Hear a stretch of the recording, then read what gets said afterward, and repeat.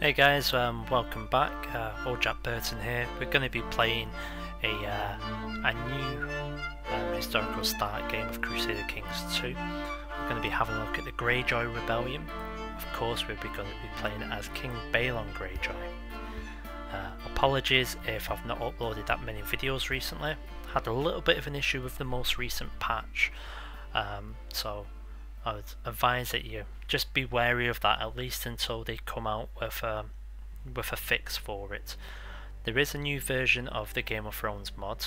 I currently play on the 4.3 edition. It is a 4.4, but right now it is very buggy with the new patch that Paradox have released for Crusader Kings 2. So until that's sorted, I'll be continuing to play with this.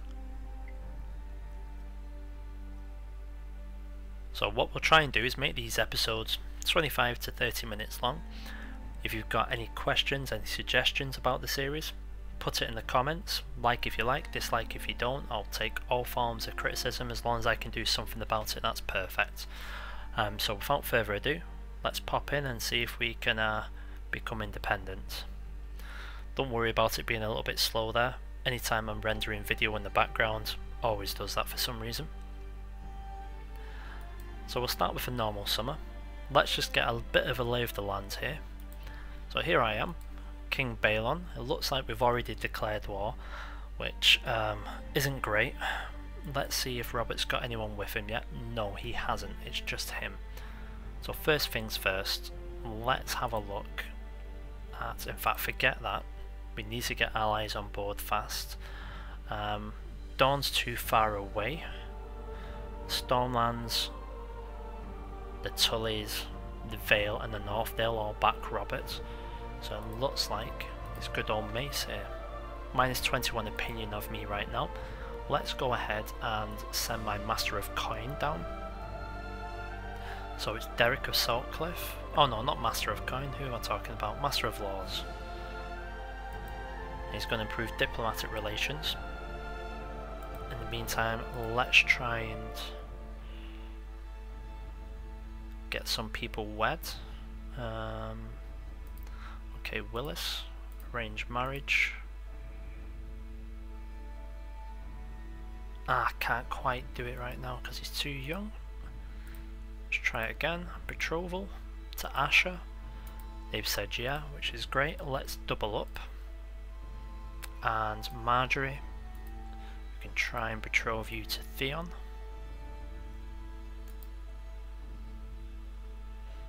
They won't have that. Oh, of course they won't. They're considering a proposal already. Some of you might notice, for those of you who've watched my videos, I've now got the mouse pointer here, so you can quite easily see that. Had a request to have that. A couple of guys who aren't too familiar with Crusader Kings 2. Hopefully it'll help you track everything that I'm going through, rather than, you know, wondering how I'm doing the things I'm doing. So we need to formulate a plan. So first things first, let's check on our vassals. So we can see a lot of them aren't too happy with us. Probably because at this point, yeah, I've got a short reign bonus there, minus 18. So that's going to be affecting a lot of us. I've got some unlanded sons as well, and some ambitions. So concede now, my state intrigue is a bit crap, 7. Diplomacy, stewardship, learning. Let's get stewardship up. Don't know why I'm saying that like an American. Stewardship.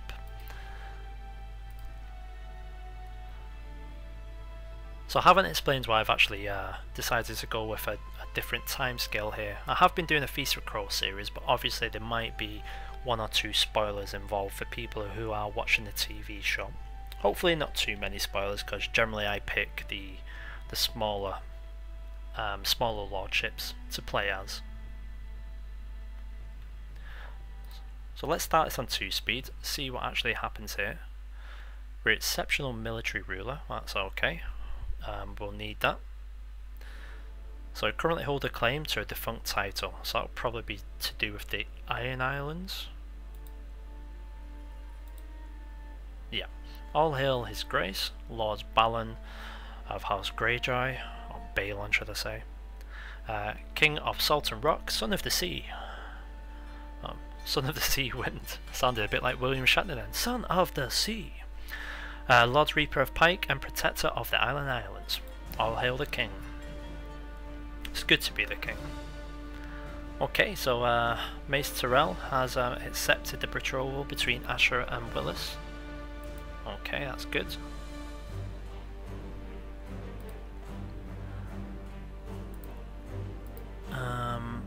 I can't do too many things here. Let's check our army size. So about 11,000, which isn't great, but then again isn't too bad considering what we have here.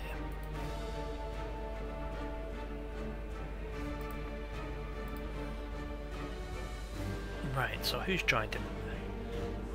Right, now here we go. So Stormlands, Dawn, the Vale, the North, and the Tullys have all joined. We need to get the Tyrells on board, we need to get them on board fast. Minus 21 opinion, we need to bring that up as quick as we can. That's personal interaction, let's try and bribe our way into his good books. In the meantime, let's get all our ships up. In fact, let's just get our ships up. The reason why I'm doing this is because I want to try and keep my vassals happy, at least until my short range modifier has expired. So I've got 5,000 men. It's not going to be good to take on an army, but what it will be good for is some raids. Now the Lannisters haven't joined either yet, so I'm not going to go for them, and neither am with the Tyrells. So what I'm going to do very quickly, in fact the Tullys have joined, haven't they? What are they like? 2,100. I'm going to go up here and I'm going to strike at Bear Island. Might seem a bit random to you, but it offers me some security, seeing as the north up here don't actually have any boats. In the meantime, I'll try and solidify everything with Mace. Oh, I can only insult him, so never mind. What about, in fact, let's go to Tywin.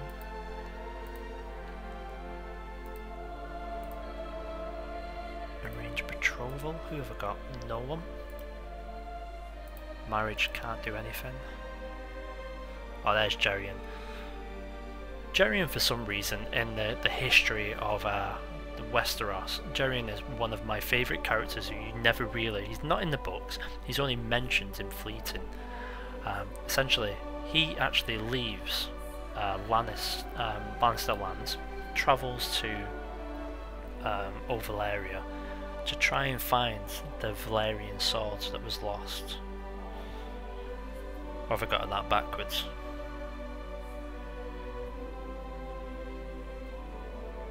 No, in fact, let's have a look. Geryon the Laughing Lion was his name.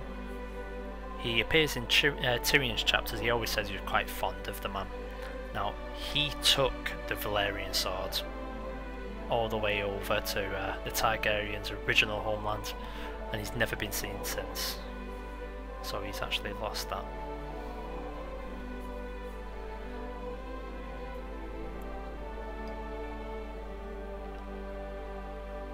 But obviously, I might have gotten that wrong. I'm just trying to remember what I've got in the what I've got in my head from the books, really. Tywin, he's not going to actually. There's no one applicable for us to marry, so we're just going to have to go ahead and see what happens here. Yeah, Tywin's joins Robert. We've got an army on Bear Island. Let's try and take them out as quick as we can, try and impact this war score. No, we missed out. Let's see if they come back. It'll take them a while to get all of their armies together. Bear Island, yeah, decent amount. Surprising that the fort level 6 and it's this far north. Maybe it's because they were so used to being raided by the Ironborn in the past.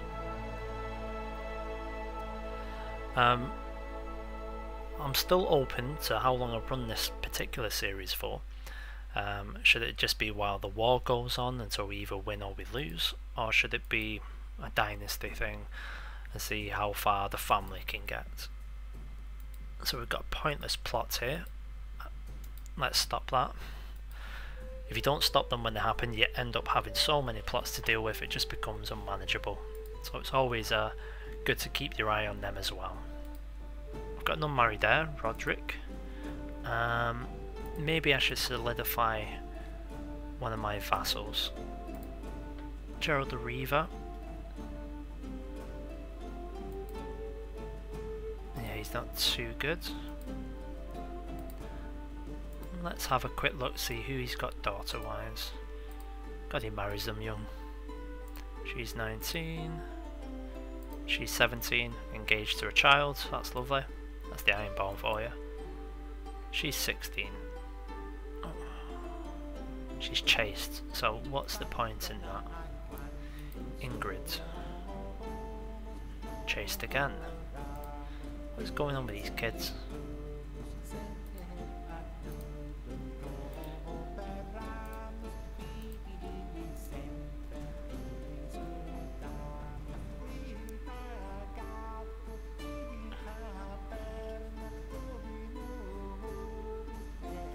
Crew, chase Roth, no thank you.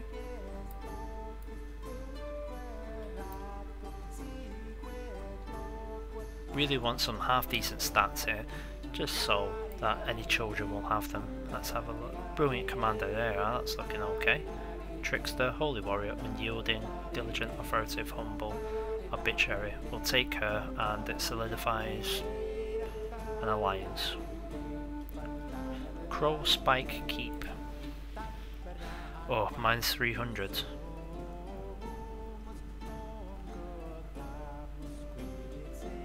Oh, that's not good. A relative of a master.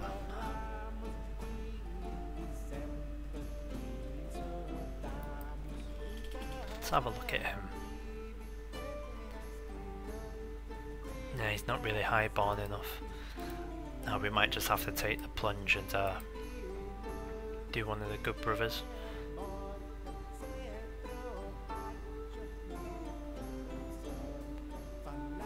They've all got terrible, terrible stats. They're all chased for a start. You know what, we're gonna leave it for now. Forget that. Let's let's worry about the war and not a marriage. Right. We need this to hurry up before he joins.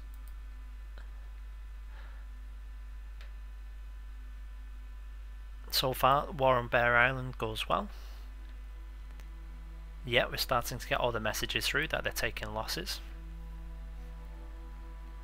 The Bear Island troops are still not that bothered about turning round. Theon, I don't really have the money, so I have no money to spend on you, child. Plus, I really don't like you. I think Theon in the books is one of the few chapters that I kind of don't like, at least until he gets to, oh by the way, spoiler alert, at least until he gets to Winterfell with a certain fake someone. That I quite enjoy, and that's in no part to Ramsay Snow. Now if any of you have watched the TV show, and hopefully you've watched the 3rd season as well, Ramsay Snow makes an appearance. He's not actually the SOB he is in the books. He's certainly bad, but in the books he's a bit more psychological and a bit more vulgar in ways. But that's one of the reasons, I suppose, why I can get into games like this. Not the vulgarity of the books, just the fact they're so in depth and there's such a world. And there are people, and George Martin talks about this a lot, there are people who run his website who have even expanded the backstories even more than he even thought about. So it makes all this fairly interesting for me, and hopefully for you guys as well. Obviously if I say any of the names wrong, I get any of the backstories wrong, like Jerian before, I'm pretty sure I just got confused with Jerion. I'm pretty sure he went over to Overlaria to find the sword. I think the sword was called Bright Roar. Yeah, I think it was. But he's always one of those characters that I hope, you know, makes some sort of an appearance, you know, somewhere down the line. Okay, Bear Island's almost fallen. We need our Master of Laws to make a good impression with the Tyrells. In fact, let's send over our Spy Master to build a spy network in King's Landing. We can see what's going on. Bloody hell, that's what's going on. 139,000 troops standing there. Yeah, this might be a short series. So the Keeper's fallen, excellent. There'll probably be one or two other holdings there. Now Balon Greyjoy, he is, you know, quite a bitter man. So he's going to be taking banners, and hanging them up in his hall. So we've got Woodford Watch and we've got Bearstone, which is quite a nice city name if you're a Yogi Bear. Meanwhile, hopefully, my vassals are starting to notice that my short reign is going down.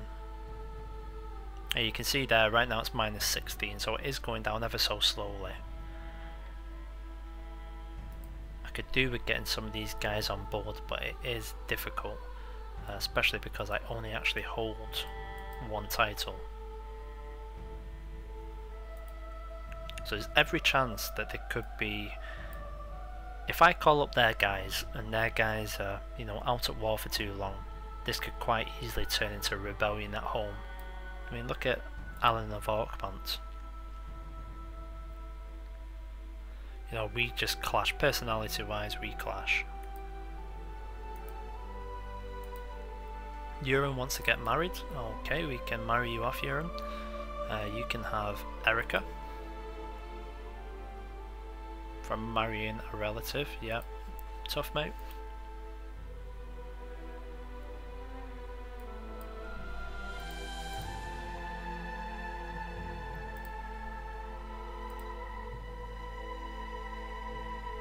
That army just appears to be standing there. I'm not quite sure what they're doing. Erica Goodbrother has arrived at my court. Okay.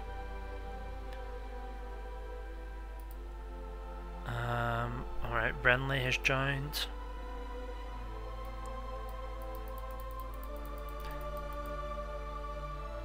Yet nothing we don't know already. We've got another silly plot going on. We generally have a lot of these plots going on, so you don't even notice they happen sometimes. So let's get rid of them. Because to be honest, the plotting system is the last thing I'm thinking about when I'm playing as the Greyjoys. Because they're not the smartest tools in the box. Well, not straight away anyway. Now the reason why I chose the Greyjoy Rebellion is I think potentially it is one of the hardest time periods to actually pick. That and the fact that in the later books as well, they actually make the Greyjoys seem quite interesting for me, because I wasn't a fan of Balon, I'm not a fan of Theon, but later on when they started getting into the whole sibling rivalry between Victorian and Euron, that's when I actually started, you know, really paying attention to them. And I'm a Victorian supporter, I must admit. For those of you who've not read the books, hopefully they'll make that, you know, really good in the TV show, because it is an excellent part of the story. And if you watch my Seri series, the reason why I picked the Seri series is because of the epic fight that Victorian and one of the Seris have on board the ship, which is excellent. But I won't go into too much detail there, I don't want to produce any spoilers.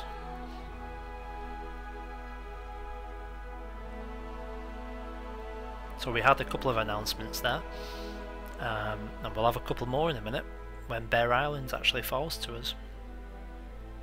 84 gold, just remember that, we'll see in a minute how much we take from them. Well, we've just lost 4, because it's the start of a new month.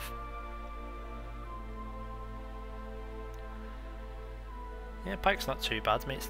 It's 12.6 a month in tax.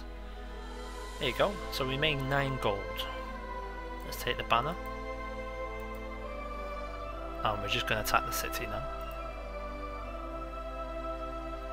Meanwhile in King's Landing, oh my god, 142,000.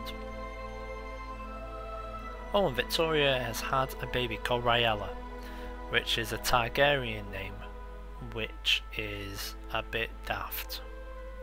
Well, Rhaella it is, and she's my lovely little niece.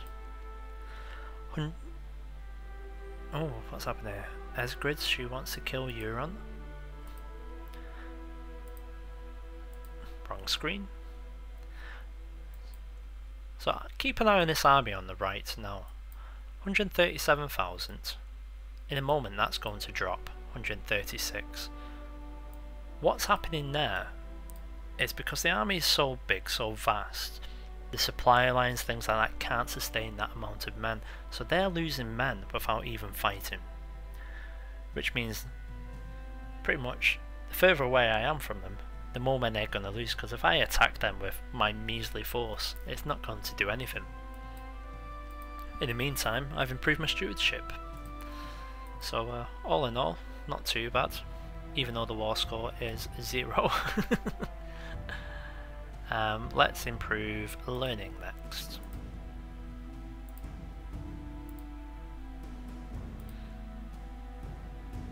Back up to Bear Islands, where the dreams are made.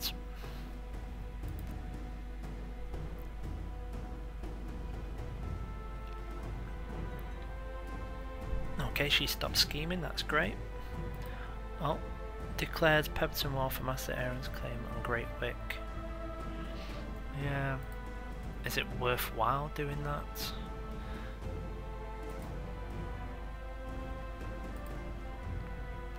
Volmark is there. Lucimore, who's he? He's a regent.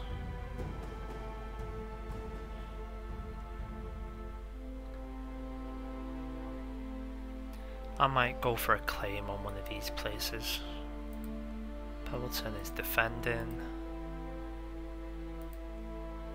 Yeah, he's got far too much. Black Tide, I never really trust the Black Tides. There are a few of them. Let's try and... oh, we can't really get a claim. He's busy. Maybe if we start a plot.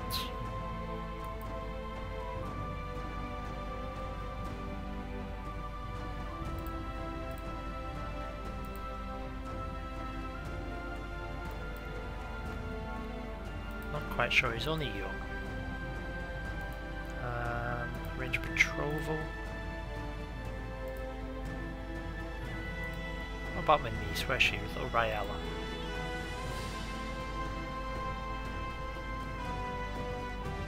What, you say no? Why? You desire a better alliance, you idiot. Mind you, he's probably a bit smart.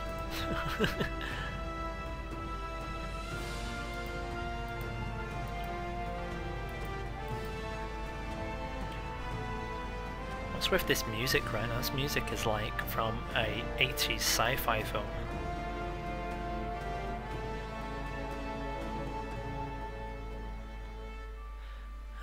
Good brother Hamham, ask for your help of the aggressions of another vassal. Yes, I'll order him to stand down.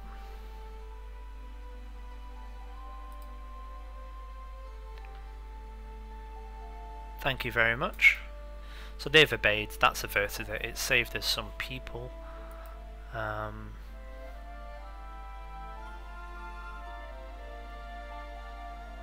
Might try and get that to medium. Yeah, let's try that. My regular excursions into the dungeon have only served to whet my appetite. I was sent for a skilled torturer who will teach me more about the arts of pain. What? Impaler? Oh god. So that's what Bear Island does to a guy. Okay, so that's increased a little bit. Let's take that banner. Now we have the opportunity here. We can either go and start wreaking some havoc on the north.